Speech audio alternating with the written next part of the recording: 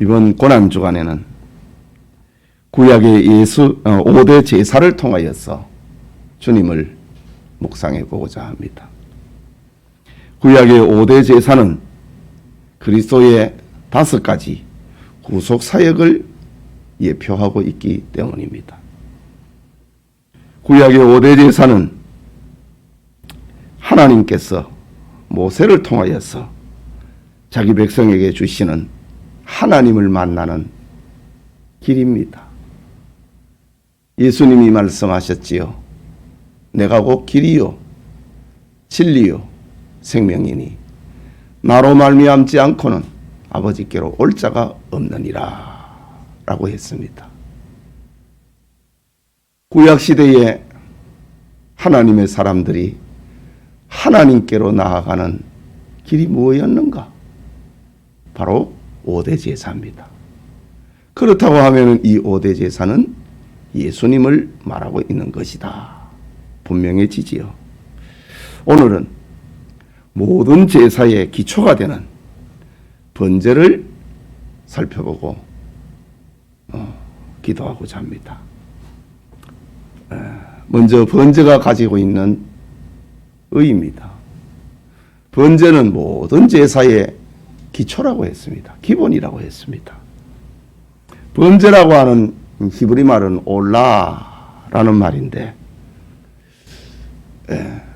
우리 뜻도 비슷합니다. 히브리 말이 올라인데 그 우리말의 해석은 올라가는 겁니다. 그 학창 시절에 단어를 외울 때 그렇게 생각을 했습니다. 불이 올라갑니다. 연기가 올라갑니다. 향기가 올라갑니다. 하나님을 향한 헌신과 사랑이 올라가는 겁니다. 예수 그리스도는 하나님께로 올라가는 향기로운 제물이다. 이 번제가 가지고 있는 그 의미입니다. 올라간다 이거지요. 땅에서 하늘로 올라갑니다. 죄인이 하나님께로 나아간다 이거지요. 그게 모든 제사의 기본이 되고 있는 번제가 가지고 있는 의미입니다. 그러면 이 번제의 제사를 어떻게 드리는가? 번제의 절차입니다. 번제의 제물은 3가지입니다. 소와 양과 비둘기입니다. 신약시대에는 양과 염소가 아주 분리가 됩니다. 신약시대의 양은 좋은 것을 상징하고 염소는 안 좋은 것을 상징하잖아요. 양과 염소를 분리한다. 그런 표현이 있는데 구약시대에는 양하고 염소하고 똑같습니다.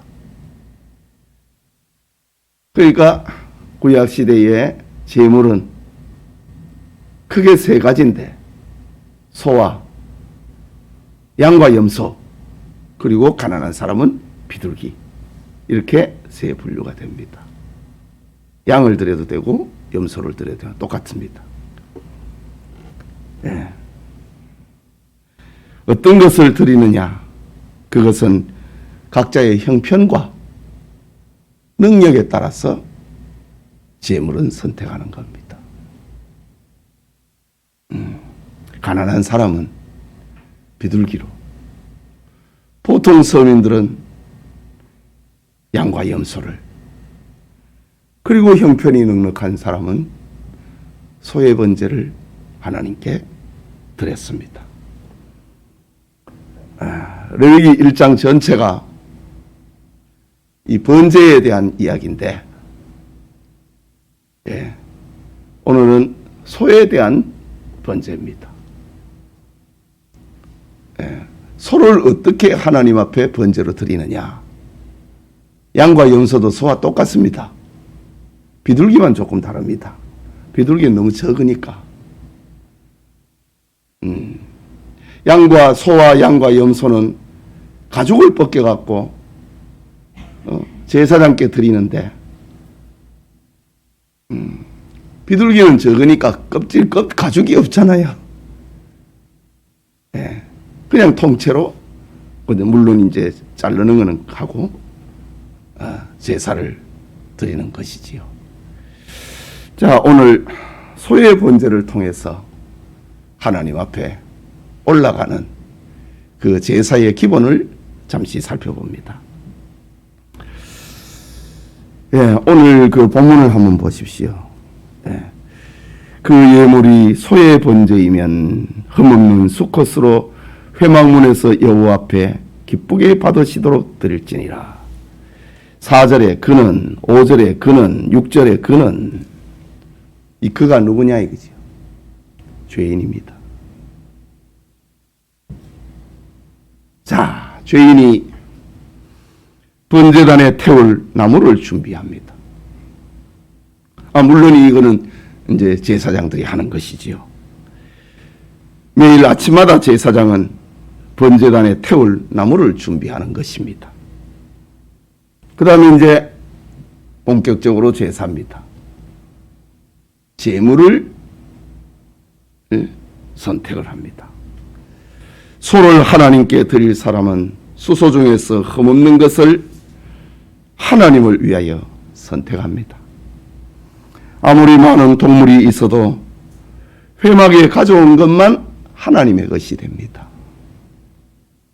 하나님께 드리는 것은 흠이 없어야 됩니다. 절뚝거리거나 눈이 멀었거나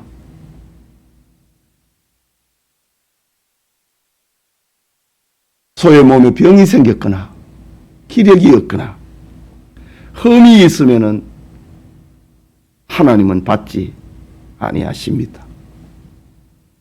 물론 회막문 앞에서 제물을 검수하는 제사장들이 있습니다. 하나님이 받으실 만한 제물인가? 회막문 앞에서 검사합니다. 그래서 흠이 없고 온전한 것만 하나님 앞에 드리는 겁니다. 바로 예수 그리스도는 흠없는 제물이셨습니다. 죄가 없으신 흠없는 분이시다. 흠이 있으면 제물이 안 됩니다. 흠 없으신 예수님을 상징하는 겁니다. 그 다음에 이제 4절부터 이제 제사의 절차가 나옵니다. 그는 번제물의 머리에 안수할지니 그를 위하여 기쁘시게 받으심이 되어 그를 위하여 속죄가 될 것이라. 제물을 가지고 옵니다. 죄인은 소의 머리에 안수를 한다 라고 합니다. 이 안수가 무엇입니까? 지금 이 소의 병을 낫게 해 주옵소서 그런 의미가 아닙니다. 안수는 죄인의 죄를 옮겨놓는 것입니다. 나의 죄를 소의 머리에게 안수를 함으로 옮겨놓는 겁니다. 예. 죄를 소의 머리에다가 옮겨놓는 거예요. 안수는 옮기는 겁니다. 아무리 많은 동물이 있어도 죄가 옮겨지지 아니하면 그것은 제물이 아닙니다. 그래서 안수하지 않는 것은 동물이고 안수한 동물은 제물이 됩니다. 그때부터 제물이 됩니다. 죄가 옮겨진 제물이다 이거지. 동물은 제물이 되려고 끌려온 것입니다. 누군가 죽어야 누군가 산다고 하는 에덴 동산에서 죄의 값은 사망이라고 선포하신 하나님의 말씀 그대로입니다. 죄의 값은 사망이다. 구약에는 죄인을 대신해서 짐승이 죽는 것이고 신약에는 죄인을 대신해서 예수님이 죽는 것입니다. 그 다음에 그는 여호와 앞에서 그 수송아지를 잡을 것이요. 죄인이 수송아지의 급소를 찌릅니다. 칼로. 물론 제사장이 도와줍니다. 여기에 찔러라. 급소를 찌릅니다.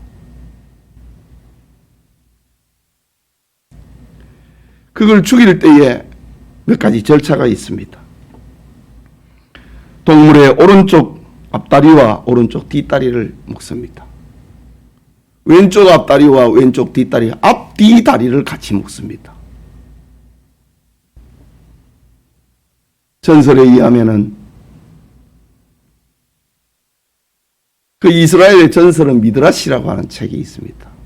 방대합니다. 이렇게 됩니다. 제 서재에도 있습니다. 이스라엘의 전설을 기록해 놓은, 성경의 뒷얘기를 기록해 놓은 책입니다. 전설에 의하면은 한 번도 동물이 제물을 드리러 온 사람을 들이받는 적이 없었다고 합니다. 죽이려고 하면 안 죽으려고 막 들이받잖아요. 소일 경우에는 더 힘이 안 셉니까? 한 번도 죄인을 들이받은 적이 없었다. 마치 이사야 53장의 말씀처럼 틀 깎는 자 앞에서 잠잠한 양처럼 그랬다 이거지. 양이 틀을 깎으면 시원하기 때문에 그리 조용하답니다. 하나님 앞에 제물로 드릴 때에 한 번도 죄인이나 제사장을 들이받은 적이 없었다라고 합니다. 그리고 죄인이 동물의 목 급소를 제사장의 도움을 받아서 찌릅니다. 그럼 피가 쏟아지지요. 그 피를 제사장이 받습니다.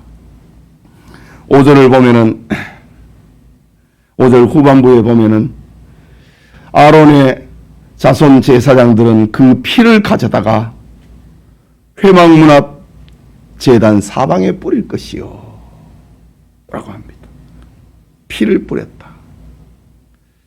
제사장은 그 피를 제단 사면에 뿌렸다 라고 합니다. 피는 생명입니다. 레위기에 보면은 그 피가 죄를 사하느니라 라고 합니다. 사면에 피를 뿌리는 것은 속죄의 영향력을 말하는 겁니다. 속죄의 완전성을 말하는 겁니다. 사면이라고 합니다. 속죄의 철저성을 의미하는 겁니다. 구약에는 번제단 아래 동물의 피가 뿌려졌고 신약에는 십자가 아래 예수님의 피가 뿌려지는 겁니다. 그리고 6절에 보면은 가죽을 벗깁니다. 그는 또 그 번제물의 가죽을 벗기고 라고 했습니다. 제물의 가죽을 벗기는 것은 그 사람을 말하는 겁니다. 그 사람이 무엇입니까? 위선 아닙니까? 가식 아닙니까? 외식 아닙니까? 거짓입니다. 그건 속이 아니잖아요. 그 사람이 벗겨져야 하나님이 받으시는 제물이 됩니다. 우리가 하나님 앞에 나와 기도하는 것은 우리 그 사람을 벗기는 겁니다. 가식을, 거짓을, 외식을, 위선을 벗겨야 하나님이 받으십니다. 내가 벗겨져야 되는데 짐승이 대신 벗겨집니다. 그리고 그 제물의 가죽은 제사장에게 드립니다. 그것은 제사장의 소득이 되는데 제사장이 제비를 뽑았어. 대제사장은 한 사람이지만은 제사장은 많잖아요. 제사장들이 제비를 뽑았어. 그 가죽을 나누어 가집니다. 십자가 밑에 군병들이 예수님의 겉옷을 제비를 뽑아서 나누어 가진 겁니다. 예. 그리고 6절 후반부에 보면은 가죽을 벗기고 각을 뜰 것이요. 토막을 냈다 이거죠. 소는 24토막을 내고 양과 염소는 12토막을 냈습니다. 이때 죄인은 각을 뜨면서 머리를 자릅니다. 그는 누가 각을 뜨느냐? 그는 죄인이 각을 뜹니다. 다 죄인이 하는 겁니다. 제사장은 돕는 것입니다. 24토막을 낸다 이죠. 머리를 자를 때는 내 교만을 자릅니다. 가슴을 자를 때는 내 마음에 품은 죄를 자릅니다. 다리를 자를 때는 세상으로 향하던 내 다리를 자릅니다. 엉덩이를 자를 때는 못된 데 앉았던 내 엉덩이를 자릅니다. 내장을 자를 때는 나의 시기를, 나의 질투를, 미움을, 혈기를 자르나이다 라는 고백을 하면서 24토막을, 양과 염소는 12토막을 냈다라고 미드라시에는 그렇게 말하고 있습니다. 그리고 잘라놓은 소의 번제니까 24토막의 그 고기를 번제단 위에 올려놓습니다. 그리고 9절에서는 그 내장과 정강이를 물로 씻을 것이요. 제사장은 그 전부를 제단 위에서 불살라 번제를 드릴지니 라고 합니다. 내장과 정강이를 물로 씻는다. 내장과 정강이를 물로 씻으면서 내 속에 있는 미움을 회개합니다. 시기와 질투와 혈기 부린 것을, 불평한 것을, 모함한 것을 회개합니다. 내장을 물에 씻으면서 죄인은 내 속에 있는 혈기를, 모함을, 질투를, 미움을, 시기를 회개합니다. 이게 회개입니다. 그 사람이 내일 또 양을 가지고 올까요? 아닙니다. 이런 회개를 하면은 죄 잘 안 짓습니다.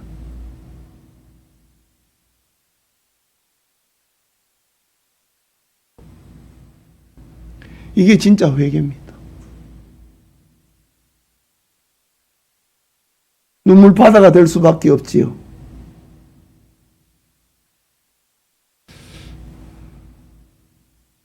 눈물바다가 됩니다. 그게 회개입니다. 이런 절차로 산 짐승이 완전히 불타서 재가 되어 밑으로 쏟아지고 향기는 위로 올라가는 것입니다. 살아서 혈기가 있고 자기 힘으로 움직이는 사람은 하나님이 쓰지 않습니다. 죽은 재물처럼 말이 없어야 됩니다. 그게 하나님이 쓰는 사람입니다. 하나님이 받으시는 향기로운 재물입니다. 이것이 온전한 번제입니다. 제사가 끝나면은 제사장이 나팔을 불어서 용서와 환희의 소리를 들려줍니다. 그리고 성전 문 밖을 나가게 됩니다. 이게 하나님께 나오는 절차고 죄를 용서받는 절차입니다. 이 아침에 우리 기도하는 성도님, 번제는 모든 제사의 기초라고 했습니다. 한수로 죄를 전가받아 죽는 동물의 모습은 신약에서 우리의 죄를 짊어지시고 죽으시는 우리 주 예수님을 말하고 있습니다. 그래서 세례 요한은 세례를 받으러 오신 예수님을 향하여 보라, 세상 죄를 지고 가는 하나님의 어린 양이로다 라고 했습니다. 예수님은 세례 요한에게 세례를 받으시는 중에 온 세상의 죄를 전가받으셨고 번제단인 십자가에서 죽으심으로 하나님이 보내신 제물의 직분을 다 감당했던 것입니다. 내가 다 이루었다. 예수님은 세례를 받을 필요가 없는데 세례를 받으시면 모든 죄를 전가받기 위함입니다.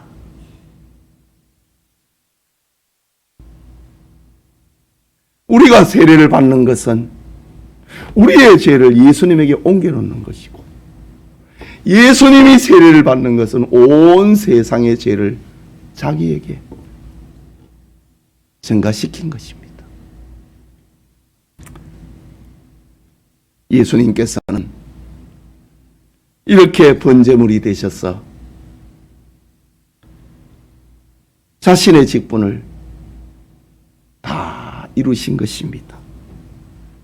고난주간 첫날 새벽에 번제의 제물이 되는 주님을 묵상하고 하루를 시작하는 은혜가 있기를 소원합니다.